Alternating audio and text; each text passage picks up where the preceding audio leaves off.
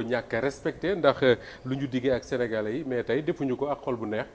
li ko waral mooy kenn ci ñun wax na ko léegi muy Pape Sané du suñu confrère du suñu collègue du suñu chroniqueur. Pape Sané c'est notre grand frère. C'est notre grand frère dans tous les sens du terme fu nekk dañu fay taxaw moom Pape moomule mënul neex ci ñun jamono ji ñu tooge fii ñun di def émission Pencco ñu ne ñu ma ngay fanaan fële ca gendarmerie bu Colobane. li ko waral nag mooy section de recherche ñoom ñoo ko convoqué woon ci suba ne daal dañ ko bëgg a dégg ci ay informations yoo xam ne waxoon na ko ci émission balance. bañ ko convoqué également naturellement comme tout bon sénégalais comme tout bon citoyen mu dem wuy ji leen. man mi ci sama bopp bi ñu jullee tisbaaru àjjuma gi ba pare laa fa dem man ak monsieur Faye bu direction générale bu Walfadjri bañ demee également gis nañ Pape Sané librement comme ni ma toog ak yéen ñii waxtaan ak moom ni ñu bëggee waxtaan ak moom. man ci sama bopp waxtaan naa ak enquêteurs yi nga xam ne ñoom ñoo yor dossier ñu leeral ma ci li tax ñu convoqué ko li ma ci bëggoon a xam yëpp ñu wax ma ko xam naa du ma mën a dugg ci détails pour des raisons bien évidentes mais jusqu'à 16h10 16h15 man bi may jógee section de recherche waxtaan naa ak Pape Sané ci kanam monsieur Faye et je me disais quelque part que ni tey Pape dina ñëw ak Pencco ak ñun parce que maa ngi naan ko comme man damay def Pencco il faut ma dem ñibbi nelaw yi bu ci kanamee ma ñëwaat ñu àggale suñu émission bu 22h jotee bi ma demee sama kër tëdd ba ca kanam ma dégg sama téléphone di sonné bi ma jógee la wuyu ñu ne ma Pape Sané dañ ko garde à vue mu jaaxal ma lool nag parce que wax dëgg yàlla la ma ambiance ba ma bàyyi woon foofu ak la ma waxtaanee ak ñi nga xam ne ñoo fa nekk yaakaaruma woon ne mbir mi yegg foofu moo tax bi ñu ma ko waxee également bokkul woon ci loo xam ne mënoon naa ko gëm trop parce que lu ma bett la. ma jël sama téléphone woo ñi nga xam ne ñoom laa woowoon ngir xam ci mbir moomu dara ñu ne ma effectivement dañ ko placé en garde à vue pour diffusion de fausses nouvelles loolu mooy liñ ci xam maintenant comme li ma ko waxee sànq Pape dafa bokk ci ñun nekk suñu lépp moo tax fauteuil bii mu doon toog ma wax tey ne buñ ko dindi dañ ko fi bàyyi pour que sénégalais yëpp xam ne kenn ci ñun moom manqué tey ci émission bii te li ko teg bokkul du dara lu dul def li nga xam ne mooy liggéeyam. am ay information vérifier ko publier ko est-ce que war na koo publier wala déet loolu c'est un autre débat mais en tout cas à ce niveau Abdoulaye li ñu wax mooy dañ koy topp pour diffusion de fausses nouvelles mi ngi jëm ci information yoo xam ne dafa ñeeloon nguur si ñu tuddee Sana ou je ne sais pas je connais même pas son nom Sana Madiang nga xam ne moom la ñu jàppe woon fii Sénégal yóbbu ko ca Gambie fan yee ñu génn mais lu ci ma di doon Abdoulaye tey le constat rek bu ñu waxalee yàlla rek mooy ñun fii ci Walfadjri on a tellement vécu des soirées yoo xam ne da ngay def émission kenn ci yéen nekk en garde à vue wala bu nekk en prison que l'on pensait naïvement peut-être que ni su fi Macky Sall jugee loolu dina fi jeex mais de ce point de vue là bu ñu waxee rek te yàlla tax Pape Abdoulaye il y a pas de rupture du tout parce que ba léegi nit ñi ñu ngi continuer di leen jàpp simplement parce que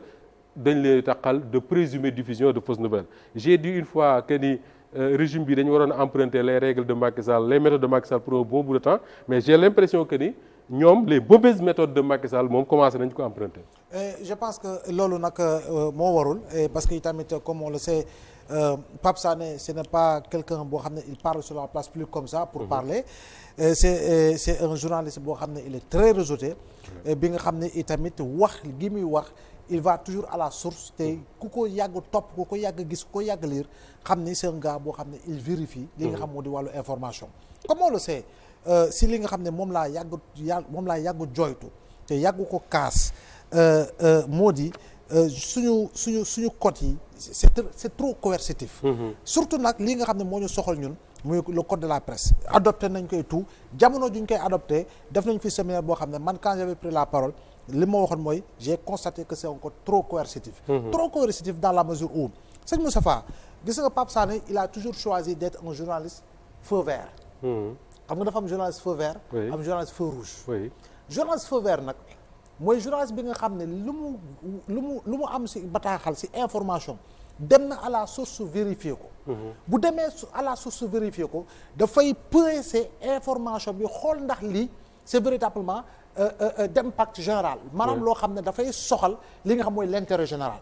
bu ko xamee ni dafa soxal l'intérêt général dafa naan quoi qu'il m'en coûte defe naa ni dama koy wax parce que c'est au nom de l'intérêt général. leneen li mooy keneen ki nga xam ne dafay am dara ba pare na man de du ma ko laal parce que ragal naa suba. Abdou Khadre woo procureur naka nañ ma toppee pour diffusion de fausses nouvelles. comme on le sait pertinemment. mais je dis encore une fois méthode yooyu man je dis encore une fois ça doit changer ça doit évoluer. et man pour man Pape normalement tey avant minuit war nañ ko bàyyi mu ñibbi. parce que cee nañ fi nit. si ay chef d'accusation yu gën a diis yu gën a doy waar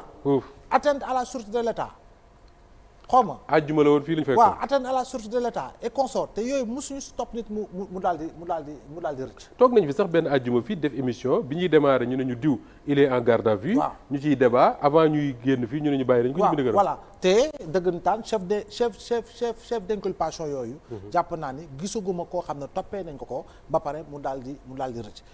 lan moo fa jaar wala ku fa jaar lan moo woote wala ku fa woote on ne sait pas encore mais je dis encore une fois lépp solo mooy à chaque fois que j'entends qu'une personne a été libérée man du ma ko kaas dama naan alhamdulilah parce que en réalité quelle que soit la personne je le dis toujours li ëpp solo mooy des fois dañuy war a fàttaliku ni liberté mooy exception